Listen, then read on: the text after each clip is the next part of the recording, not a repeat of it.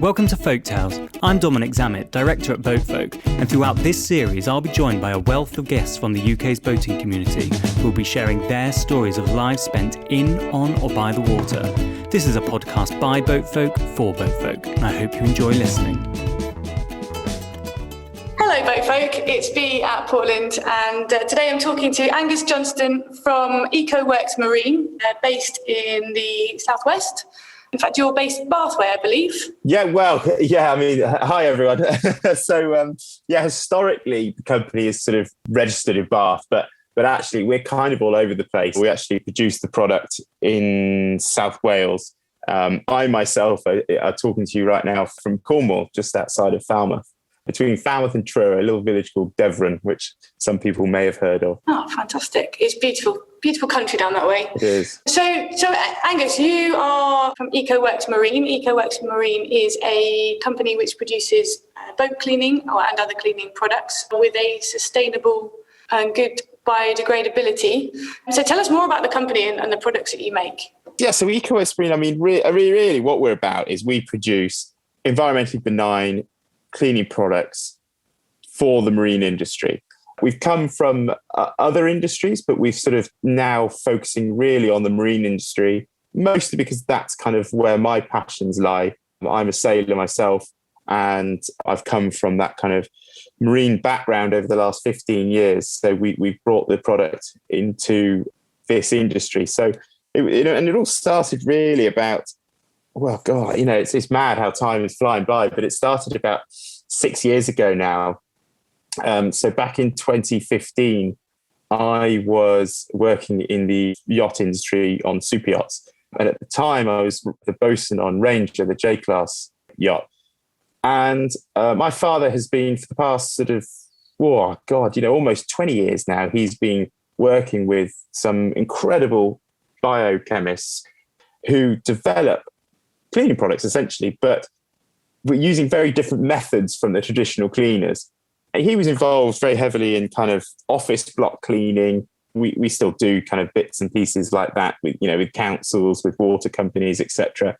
And I was working on the boats and sort of felt I wanted to kind of do something a little bit different and maybe not live on a bunk bed for the rest of my life. Although I very much enjoyed working in the super yacht industry, I thought I wanted to kind of maybe progress in something else. So we set out testing a number of products, which I actually, unbeknown, I think probably to the owner, I tested on Ranger. So after about 6 months of testing and my father sending me various products down to Mallorca, where we were doing a 10-year survey at the time, we had a range of products together. So that's what Ecoworks is about. It's about our whole range. So we can provide everything from a all-surface cleaner to a laundry detergent, to a deck wash, teak cleaner, a yacht wash, and a degreasers. So essentially, we've got everything a boat requires in order to keep it clean and tidy, really. Yeah, so I guess that's the kind of the starting platform of 6 years ago, and much has developed since then. And you're still a family-run business now, aren't you? So your brother, Fraser, is involved. Yeah, very strongly, yeah. So, it's my father, myself, and my older brother, Fraser, has become very involved. We all have our own kind of backgrounds, I suppose. Fraser's from a very sort of sales background. I, myself, yachting potentially, but marketing has kind of been my stronghold. And my father actually comes from more of a logistics operations background through the truck industry and then through bicycles, actually. Okay. So it's the perfect trio, really. The perfect trio, yeah. There's always expertise you don't have, though. So you're always getting other people to do certain bits, but you can't do everything. And that's one of the fundamental things I've learned along the way is you can't do everything, and you need to surround yourself with people who can do the things you can't do. Absolutely. So tell us more about the technology within the cleaning products, the development of it. What makes your products different from a traditional cleaner? Well, traditional cleaners basically contain a number of raw materials that can be quite harmful to not only the environment, but also to human health. Traditional cleaners are over time have been kind of really well accepted, and they give a kind of satisfactory result. But there are dangers to them and dangers of misuse. They contain a number of raw materials quite often that definitely hold an extreme lack in biodegradability. They can also come with higher product classifications. So what I mean by that is the pictograms you might find on the back, and they can cause quite a few environmental concerns. Essentially, traditional cleaners use traditional methods such as sort of high acidity, high alkalinity to almost kind of burn the dirt from a surface to clean. So once that dirt is burnt off a surface, the cleaning product's also then evaporated and disappeared, and it's no longer doing anything at all. And therefore, the surface is then susceptible again to any harmful bacteria or dirt content.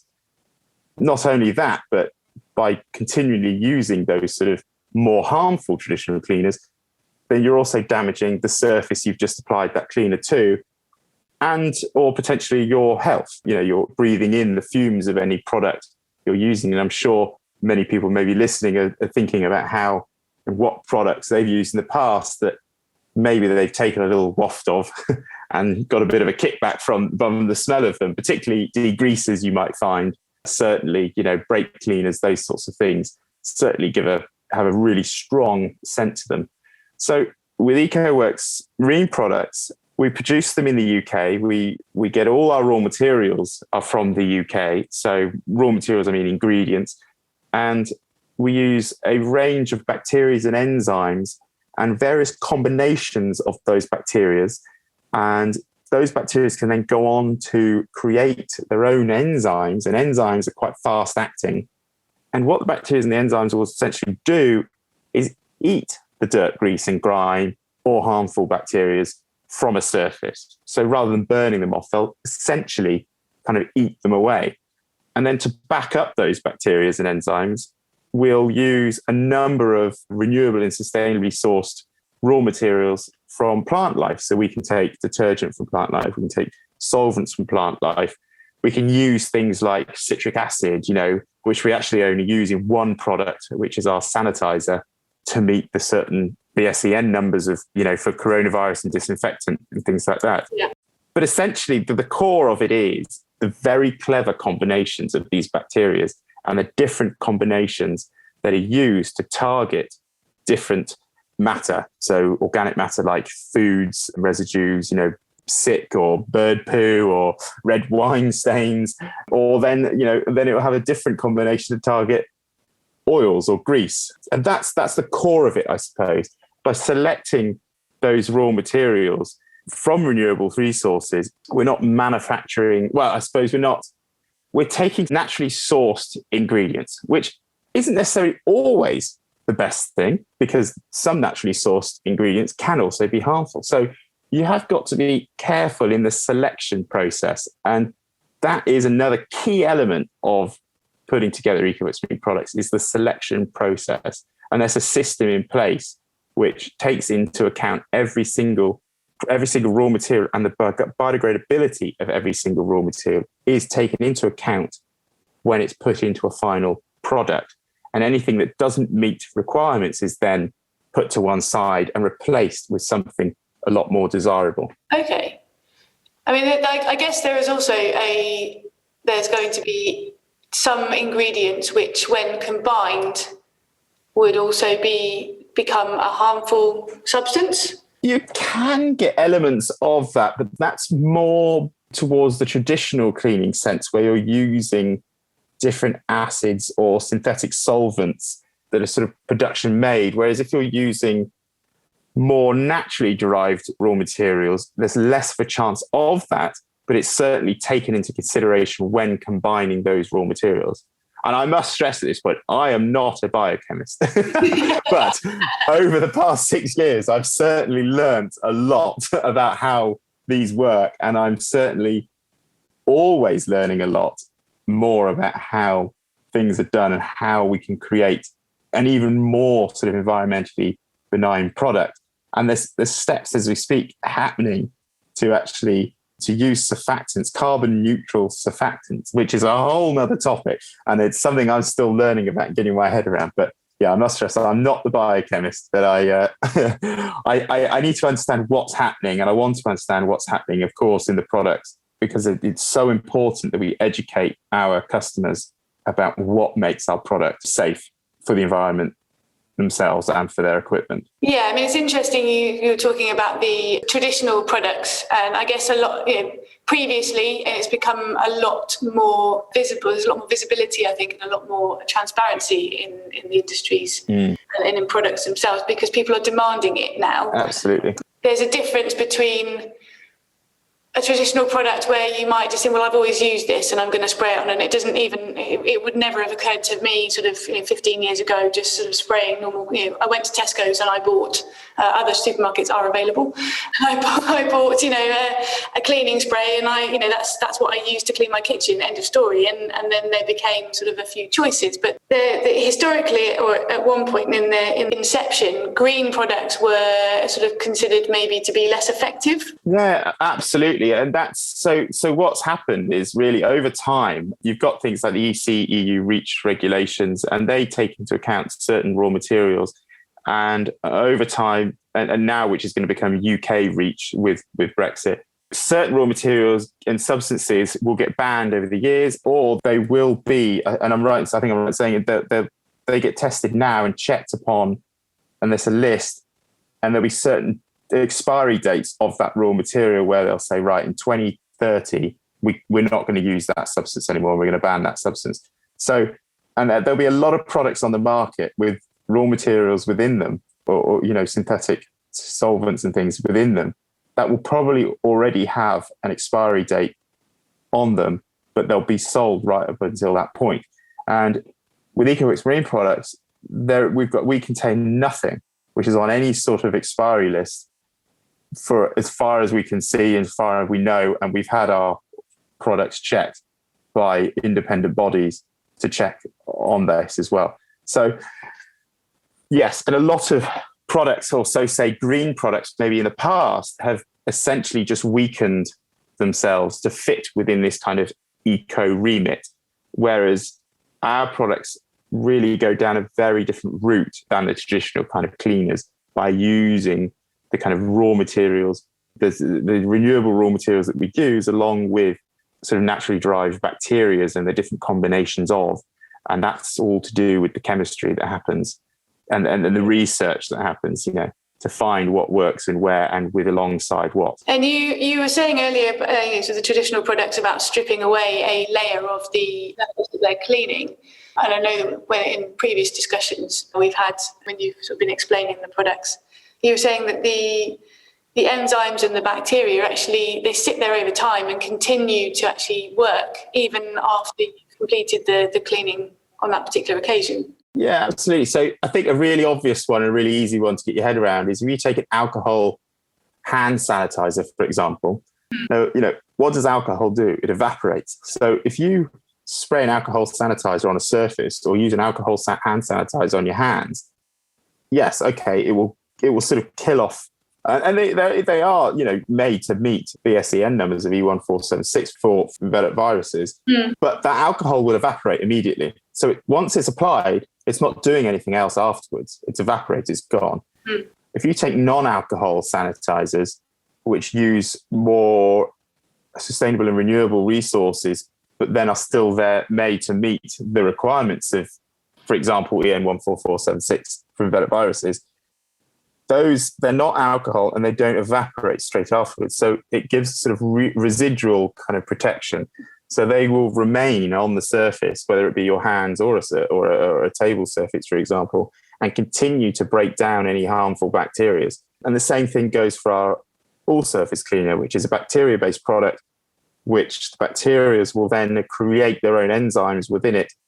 And that will remain within the porous of the surface and continue to break down any organic matter even after you've sort of wiped it away. So essentially, you're almost getting sort of like two products in one, I guess. In that you're cleaning doing the initial clean, and then you've got something that sits there and continues to work. Yeah. Even after you've finished, which is always good.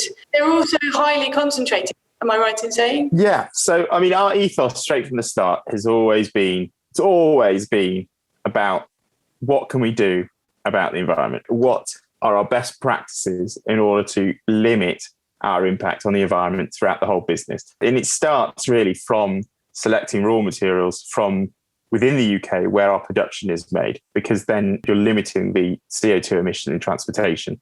Then it goes through to the production of the product, and there is 0% manufacturing waste. So any manufacturing waste that comes out goes back into the process.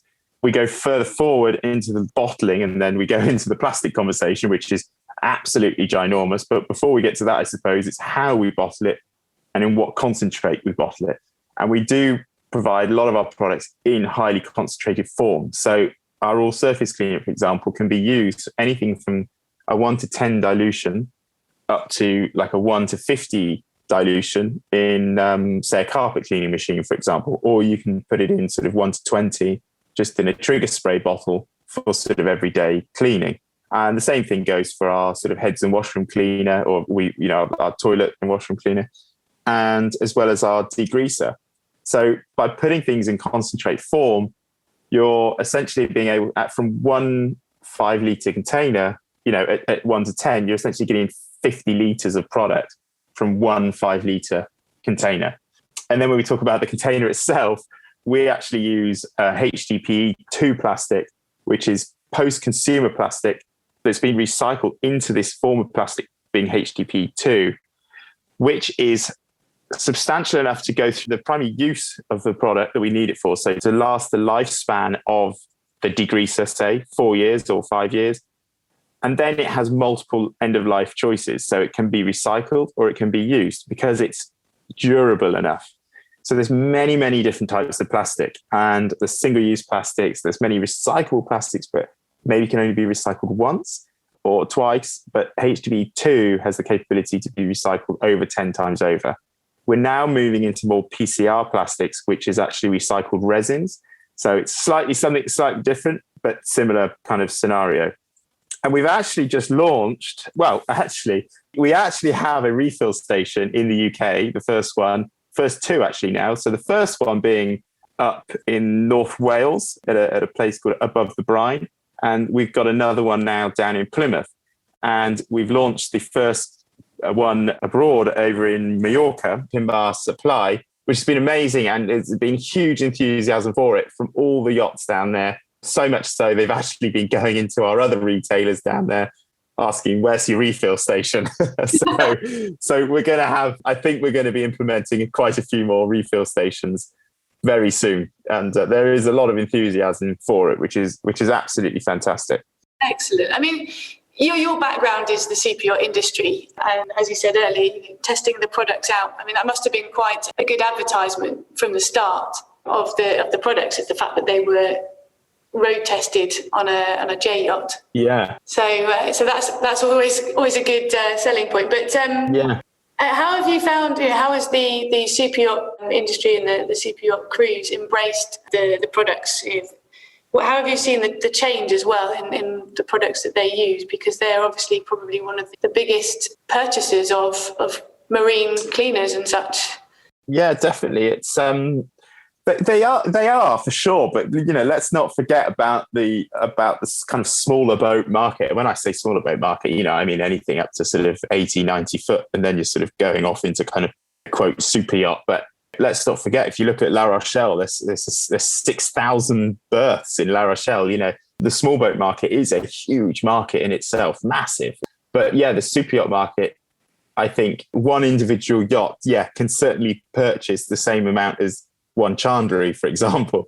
So there is a big uptake there for sure in the super yacht market. When I started this in 2015, if I think back, I was actually living in Mallorca, and I was all of a sudden, I went from working on the J-class boat to then I'm wandering around the yard trying to get my mates to buy my boat wash. Luckily we got into Pinbar Supply really early on, and they've been great advocates for our product from the very start, and they've been so helpful and useful throughout the whole time, which has been amazing. But it was a bit of a different it was a challenge, absolutely a challenge 6 years ago. I think we started it certainly within the marine industry literally at exactly the right time. I do not think we could have been any better with the timing in terms of bringing it to the market. I think for the first sort of couple of years, it took everyone to go, oh, you know, to gain trust in us for sure. That's the thing now. We see so often brands bringing out the sustainable marketing, which is, I'm not saying it's wrong, it's great because at least companies are thinking about it. They're thinking about it, they're making those steps forward. But then it's a huge maze really to understand what is really environmentally beneficial. Yeah. What is, you know, and that's, I mean, you just look at the plastic scenario, you know, you look at compostable plastics, biodegradable plastics, recyclable plastics, plastic at all. What are we using? And actually, I've delved really deep into those topics, and that's why we use HDPE2 plastic. But for a consumer to understand what is the right thing to do and what's the wrong thing to do, it's very confusing. It's very confusing. So it's really important to make sure that we understand exactly what we're doing and why exactly we're doing it. So then we can pass on those learnings to our customers, whether that be through blogs or through doing, you know, podcasts like this, but it's really important. And I think the consumer as well, they're taking, particularly in the superyacht industry, they're taking a lot longer to make those decisions. And I'll quite often sit on the phone for an hour or more with a chief stewardess of a 80-meter yacht, just drilling me on questions, you know, asking me, what about this? What about this? Have you thought about this? What are you doing with this? You know, because they really want to understand what they're buying. And that has certainly come along in the last kind of year and a half, I would say. Okay, so I was going to ask, I mean, is that a new thing? Or was it a case of they had their tried and trusted products previously and this is something new, so they want to make sure that it's actually working? Or are the questions now erring more on the side of what damage is this doing to the environment, or how is this environmentally sustainable or benign? Yeah, there's that, but it's kind of beyond the marketing. So people are realizing that they need to look beyond the marketing. So they need to ask the questions they want to know about. Instead of just looking at the label, they need to ask questions. Well, okay, you say you're biodegradable, but how biodegradable are you? Because biodegradable is a very expansive term, and there's very different stages of biodegradability. And people are becoming more aware of just that, you know, for example. People also want to understand, okay, so your product, your liquid, you say, is eco-friendly, but where does it come from? Have you shipped it from all around the world? Have you just shipped me one bottle from America? Or, you know, where have all the raw materials come from? You know, have they all come from all around the world to one place? Not just about the benignness of the product anymore, is it? It's about the carbon footprint and about the, as you say, plastics. And definitely, it's about the company as a whole and what we're doing as a whole, not just about the product that someone's purchasing from the shelf. It's really about what we are about as a brand. It's so important, and it's about gaining trust in the brand as well. And that takes time. That takes a lot of time. Yeah. Are you noticing now that the smaller boat owners, you know, the likes of our berth holders here at Portland and around the boat folk community, it's starting to filter down to them and they're starting to come on board? Or is that still something that you're a market you're sort of trying to break into? No, it's definitely coming on board. And also we're seeing a much bigger uptake in UK chandleries now, which was a little bit slow at the time, but I think times are changing, trends are changing. The environment is so much more a bigger topic in everyday lives, in everyone's life. And I think that people realize that there needs to be more of a choice in the chandleries, like we see in the supermarkets.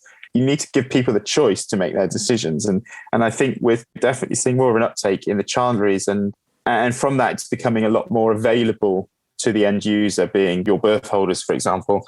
And yeah, we're getting a much bigger following in the UK. And I think COVID was such a big thing for many, many people and many businesses.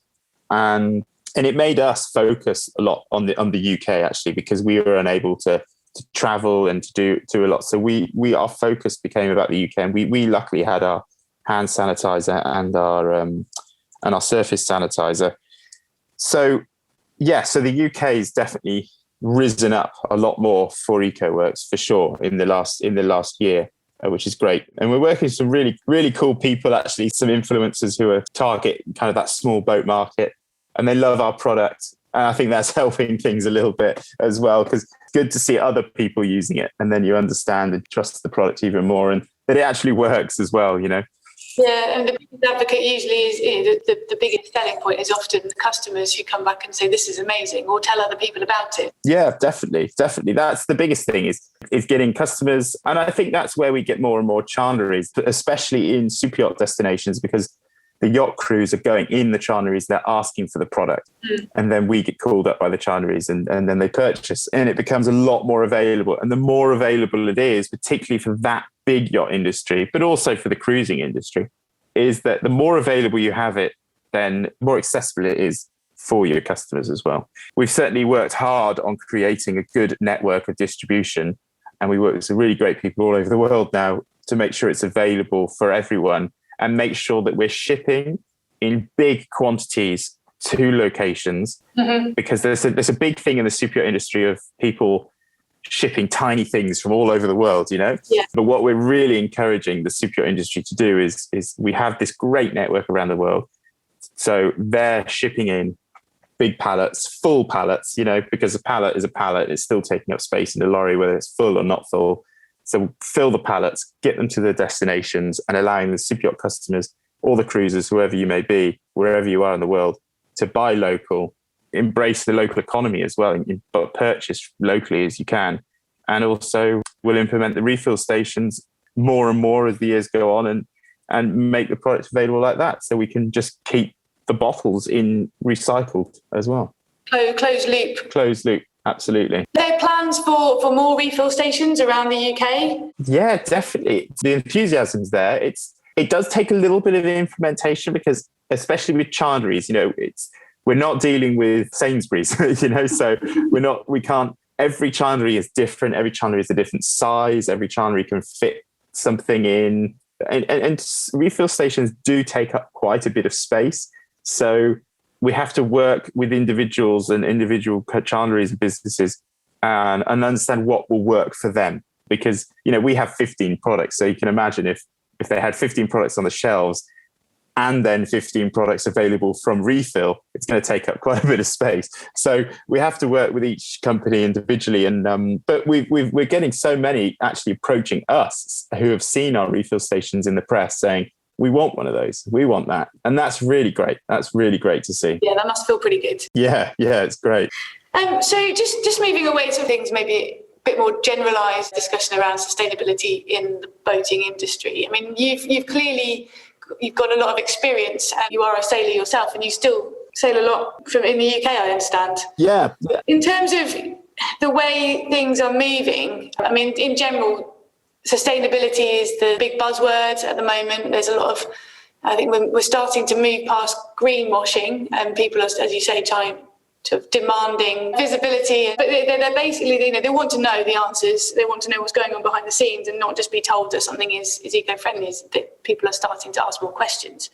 But sailing itself maybe has been perceived as a fairly clean sport or green sport. You know, you're using the power of the wind. You've got some fantastic photos of nice clean waters and that sort of thing. But actually, when you go behind the scenes, there's quite a lot of slightly uglier, less environmentally friendly things. Yeah, definitely. I think, from the sailing kind of world and aspect of it, I mean, it's easy to say, we're not burning fossil fuels, so we're much more cleaner industry, which is true. You know, we're not, it's going sailing doesn't burn fossil fuels, but we are also motoring in and out of the marinas all the time. And I think, if I can think as well, with most of my deliveries on super yachts, the amount of motoring you actually do in comparison to sailing is ludicrous. But I think I have motored from Palma all the way to Antigua before on a sailing yacht.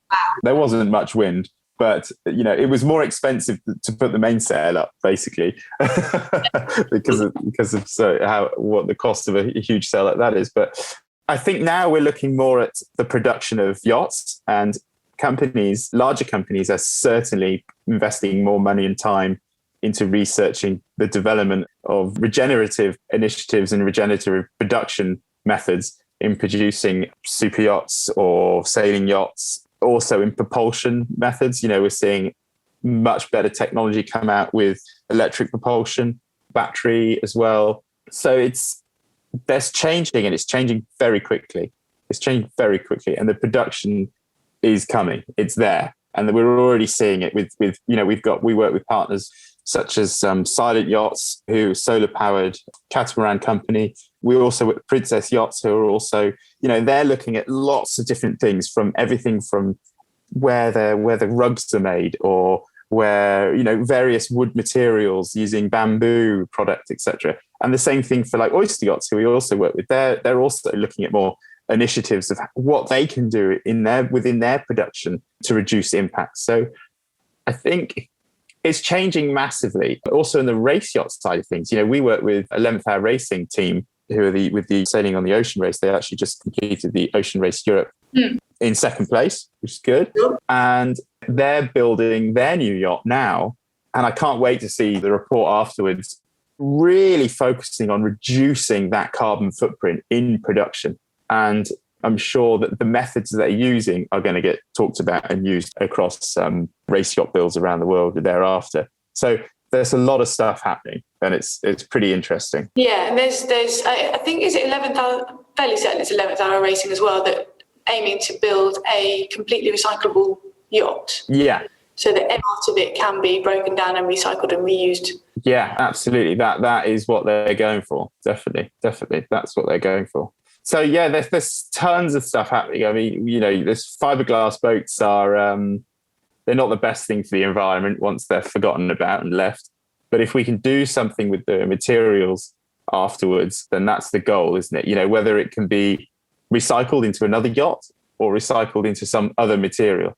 But as long as it has its primary function and then has multiple end-of-life functions. Yeah, and there's a lot that seems to be going in the news at the moment, especially the marine news, about end-of-life boats, ones that TRP or fiberglass, who have been, they're all coming to the end of their life. The boats built in the sort of 60s, 70s, 80s are all starting to come to their end of life now, and it's what do you do with those boats? Yeah, that's the challenge. I do know a guy in North Cornwall who has a really cool campsite, and he's been putting a few boats in the campsite that he's done up, and then you can go and stay in. Yeah, that's fantastic. But no, that's right. I mean, there's various things that you can do, and it's great that there are some thinking outside of the box ideas that are maybe a little bit crazy, but they work and they have the desired effect of prolonging the life of or reusing something which is no longer able to be used for its primary design. Yeah, absolutely. Okay, well, I'm conscious of the fact that I've taken up quite a lot of your time already, Angus, and thank you for joining us today. No problem, it's been a pleasure. Just bringing it back down to sort of the everyday level and to our boat folk community and what we can do here. A lot of our boats, we might have people with new boats, people with older boats, big boats, small boats, but we're all one community. And there are things that everybody can do to help reduce their impact on the environment. Got any advice to our boat folk, and apart from obviously going out and sourcing some Ecoworks Marine products? Yeah. Well, there's so much stuff you can do that really crossovers from your house as well. It's about just reducing what you purchase, recycling as much as you possibly can. It's that funny thing, isn't it? The milkman's coming back to our local scene around here. It's about the simple things, taking your own bags to a shop. Or then when you come to your yacht, it's always baffled me, especially in the super yacht industry. You can still find bottled water on big boats. It's just baffling when you can actually purchase the smallest of water filters now to produce drinking water, which will sit under your galley sink. And they're getting smaller and smaller and smaller. And they're really, really productive little things that will produce drinking water for you on board. But, it's all about using pump out stations as well. Is try not to pump out into the marine environment, pump out using a pump out station and just remove all your waste sensibly. Really, you can think so basic on many levels. And then in terms of the boats you buy and what you do, it does come down to a bit of cash a lot of the time. But if you're looking at new boats, there's so much technology out there now that you can buy hybrid boats, electric powered motors, use solar panels, use wind turbines. There's so much that can be done, and it's amazing. The Green Blue, actually, the RWA and British Marine Initiative, that's also a great source of information. It's got tons of great initiatives on for the UK boat owner too. So you should always take a look at that at thegreenblue.org.uk. Yes, we've just had a whole bunch of information, leaflets and things like that through from them as well. So they're available in the Marina office. But yeah, it's a great resource to have a look at. And actually where I found Ecoworks Marine. So that's always... Right, there you go. Start. And so our customers, if they want to...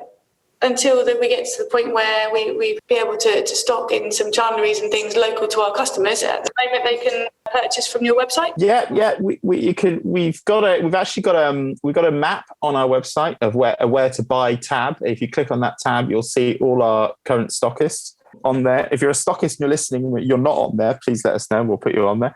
And then we do sell online as well. Fab. The website address is, in fact, I'm going to leave this to you to say, so I get it right. Yeah, it's just ecoworksmarine.com. Nice and easy. Yeah. Well, Angus, thank you so much. In fact, I have actually got one last question for you, and I am going to spring this one. Go for it. So you are a new father. I am. Congratulations. How important is it to you to leave the environment or our marine environment available and in a pristine condition for future generations? Oh, it's so important. And actually, been working with another initiative called Clean Sailors at Holly Manville, and we're actually having loads of discussions now about what we can do just locally to us in Falmouth and how we can involve lots of people with really starting to think about the best ways to protect Falmouth Harbour, the Carrick Roads, and just sort of the south coast of Cornwall, really, for future generations of sailors and water users in Cornwall. And I went into the shops earlier, actually, and I actually started thinking this very same thing. I've had a baby boy 2 weeks ago, so, what's he going to do when he's older? What's life going to be like for him when he's in 20 years' time? And those thoughts come into my head, and it definitely comes into my head, like, what is the environmental impact going to be left from us in 20 years' time? What will his challenges be in 20 years' time? So it's on my mind for sure. And that's why I want to keep doing what we're doing. And that's why I do things outside of work as well towards the environment. And why I want to sort of help protect the local environment, not just be sat behind my desk all the time as well. So yeah, it's super important. And I think it's super important to a lot more people now as well. Just even school kids, the lessons are changing. The whole kind of talk is changing. My partner has 2 girls, and they come home and they're even talking about how we reduce plastic and what we shouldn't do. And they're making sure that we've got the shopping bags before we go to the shops. That kind of thought process didn't exist when I was 6 years old, that's for sure. So, the thought process in 20 years' time will be even further down the road than what they are now, which is great. Yeah, let's absolutely hope so. Mm. Well, look, Angus, it's been an absolute pleasure talking to you today. Thank you so much for joining us. Thank you very much. Thank you for having me. We'll speak soon, no doubt. Yeah. Cheers, B. Thank you.